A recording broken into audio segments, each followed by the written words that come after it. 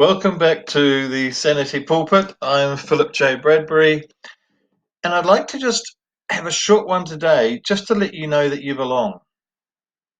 The reason you're here on this planet, the reason you're here in this moment, the reason you're here in this life is within you. You do belong, and every one of us is here for a particular reason.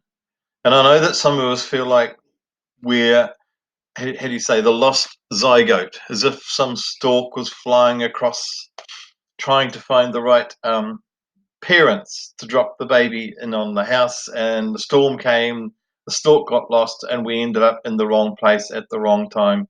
And so many of us feel that we don't fit. We're not. Nothing seems right.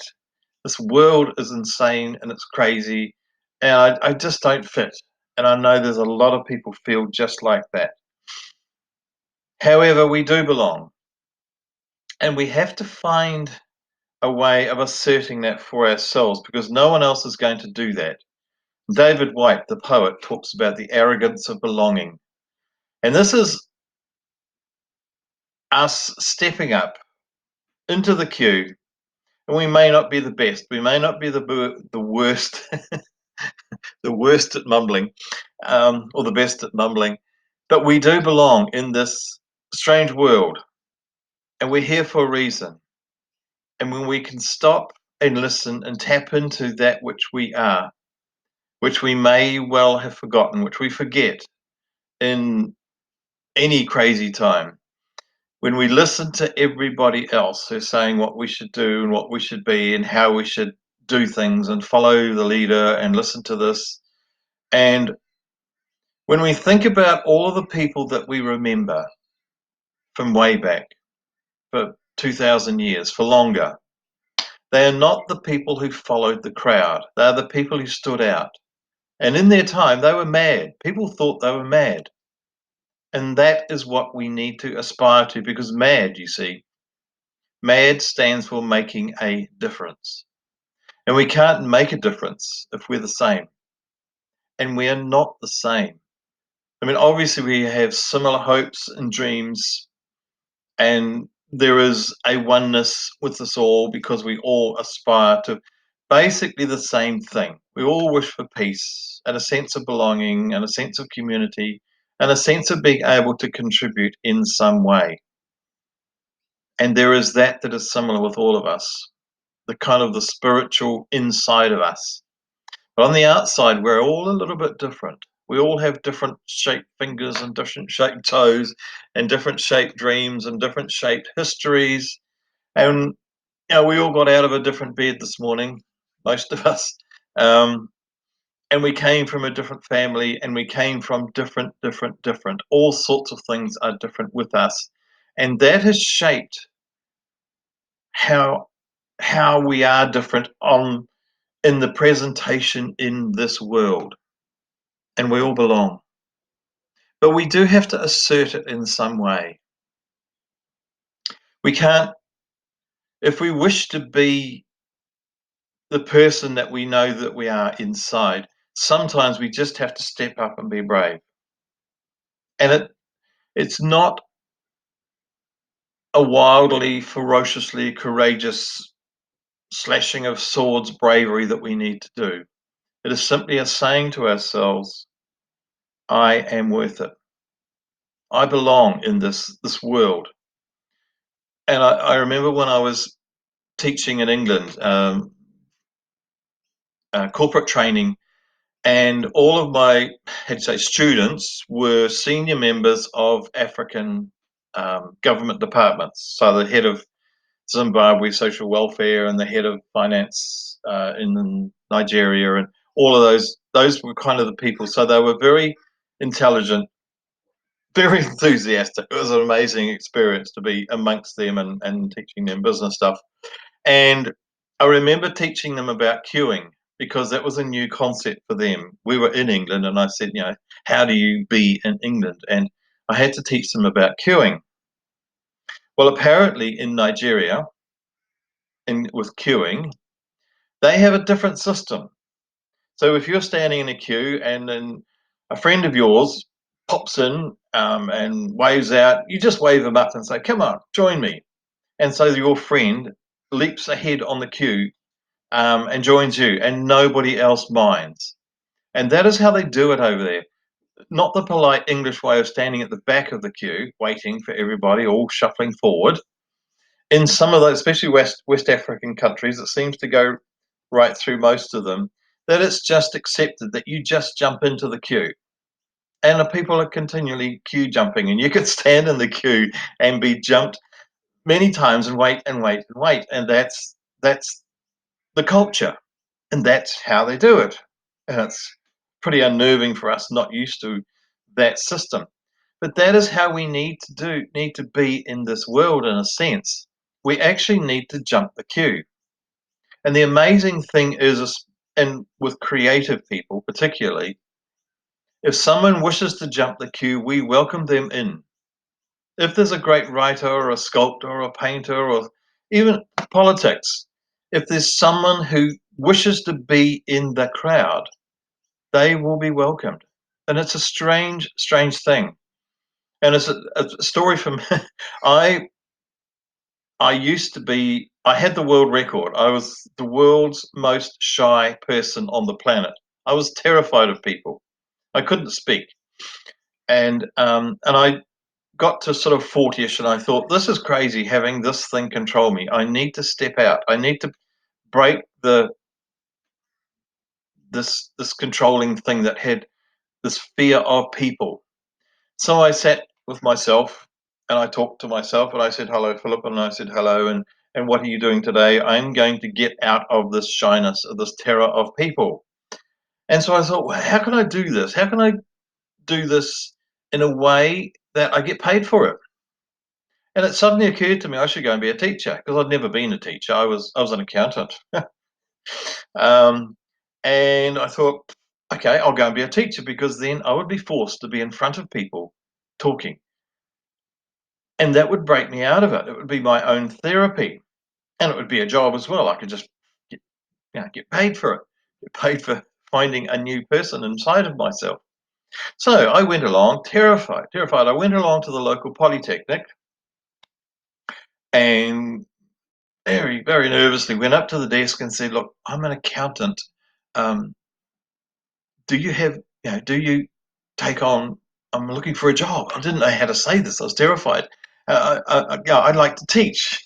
I had no experience of teaching, and I was just so nervous and ready to dissolve into the floor. And the receptionist laughed her head off, and I just shrank. I just shrank, and I was about to walk away. And she said, "No, no, no, no, stop, stop, please. I'm not laughing at you. I'm laughing at what's just happened." She said, "Yesterday, our accounting trainer got fired, and we're now looking for somebody. And now you turn up." And in that moment, my prospective boss, David, walked past and he overheard this conversation. He said, you're an accountant?" He said, "You're looking for a job teaching?" Yes, yes. So he said, come in, come in. He said, "Do you want coffee or tea?" I said, okay, had a coffee. And that was, I think, on a Tuesday. The next Monday, I was teaching. He gave me a two-sided piece of paper and said, "Can you turn these topics into a 17-week course?" And as I always do, as I did, I said, "Of course." Walked away with this piece of paper, printed on two sides. And for the next 6 months, I was terrified, absolutely terrified. And I would be standing outside the classroom ready to go in. I go, "Oh, I can't do this. I can't do this." And I'd be walking away, and the student would come in and go, "Hi, hi, hi, hi." And I'd think, okay, I need to go in. And I was terrified. And I made it. And eventually, I got through it. And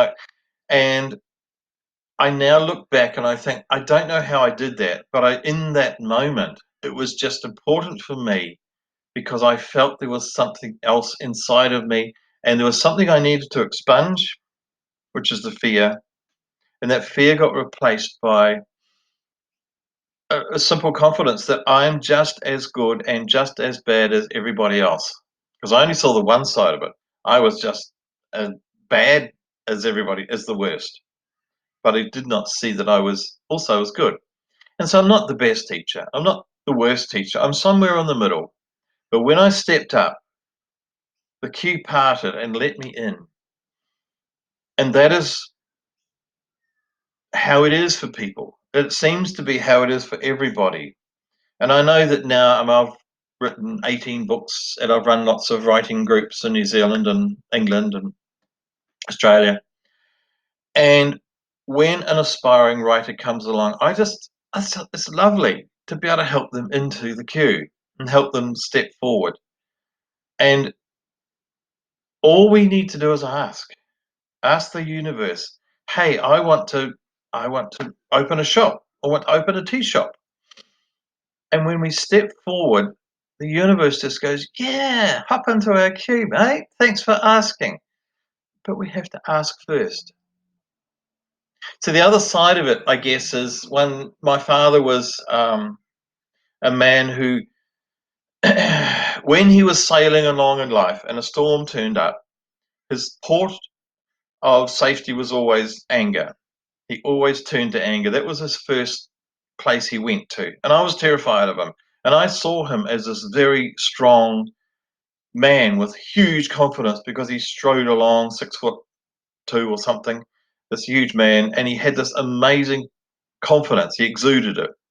And when things went wrong, then sometimes I was there. Bam, bam. And so he exuded a massive confidence. And then when I started writing, it's inspired him because he was a very intelligent man. He had an amazing sense of humor.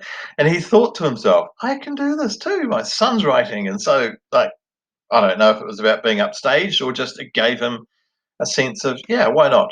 So he wrote an amazing book of his story. And every time I read it, and I had to rewrite it. And so I've read it probably 20 times more. Every time I read it, I laugh and I cry, and it really touched me. It's a beautiful story of his life, and it's really passionate. And so I encouraged him to send it off to publishers, and he did.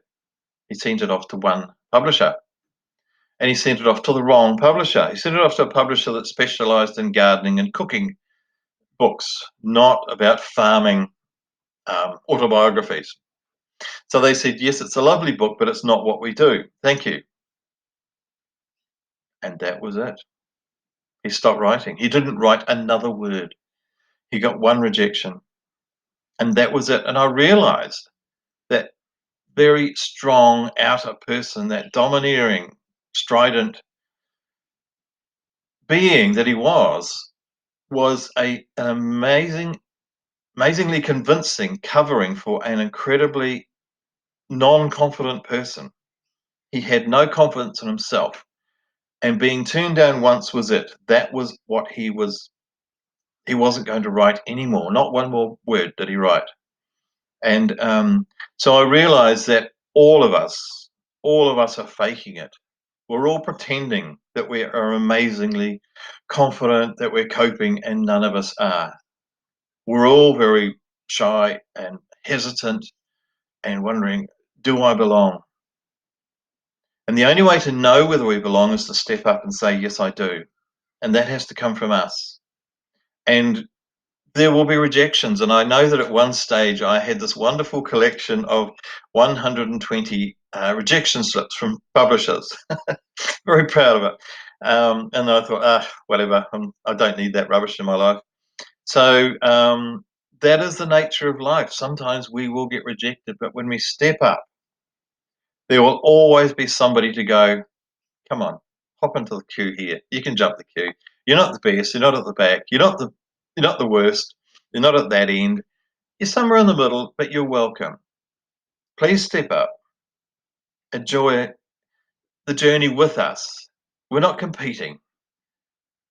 And so the arrogance of belonging, as David White says, is by simply assuming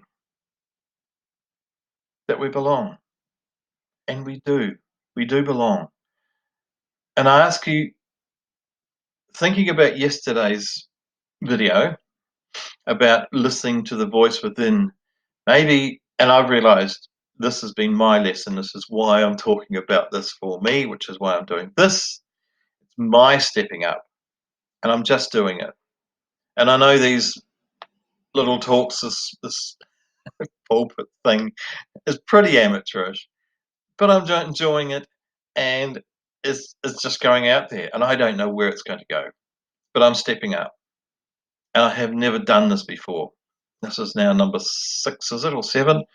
And it's all been a lovely little journey, and I hope I get better at it, and I hope someone gets something out of it, but I don't know. It's just a matter of stepping up and doing it, just doing it, and seeing what will happen.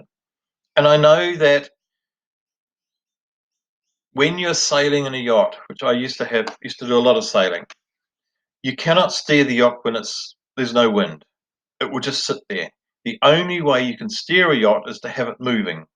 It must move, and then you can move the tiller. And that is how it is with life, I suspect. This is my belief, and I don't know if it's true, but it works for me. So therefore it's my truth, is that God wants us to actually take a step forward. He can't help us, or she, or they, sorry, sexist. God can't help us. The universe can't help us. Those people in the queue waiting for us cannot help us until we make a move. But once we're moving, that's when we will know whether we're on the right track. And when we're moving, the universe, those invisible and visible helpers around us will say, great that you're moving, you've taken the wrong direction, and all we need is a little correction. And so it's a matter of stepping forward, having some movement, and often it's the wrong direction. But at least it's movement, and with movement, somebody else can say, ha, you've made a start, how about going this way? How about just change this little thing, just change this. And so that is how we step forward. We simply do. We make a move. We stop and we listen to our own inner voice, that quiet, still voice that suggests the things that we can do in this moment, just today. Tomorrow doesn't exist. It never will. There is only today. And when we step forward from that space of knowing something that's touched our heart, it feels good to do it. It is joyful, it is simple, and it just is who we are, the uniqueness that we are. If we let that shine today, if we let it shine tomorrow, someone, something will come along and say, well done, it's amazing. Or they will say, that's really good. How about changing this little bit? How about moving this piece? How about, and as we have movement, step by step, we can step into the queue, and we might step into the wrong queue. How terrible is that? Oh my gosh, I shouldn't have been a writer. I should have been, I don't know, a public speaker. I should have been a, but if we step into the wrong queue, at least we are stepping somewhere and we know what is not right. Because while we're hiding in our cave with all these dreams and wishes, and we will never know what's right. We'll only know by moving forward. So I suggest to you that you belong. You are worth it. And please step forward and let me know. This will go onto YouTube and it will go onto my website. Please tell me what you've done, how it's worked out. And if it's been a problem, then I'm happy to be there and help you through it. We can communicate in all sorts of ways. We have telephones and emails and all of those Skypes and Zooms and everything else. So please step forward and tell me your success stories. Tell me your fearsome, fearful, whatever stories, and let other people be inspired by your stepping forward into the queue. So thank you for listening, and bless you all.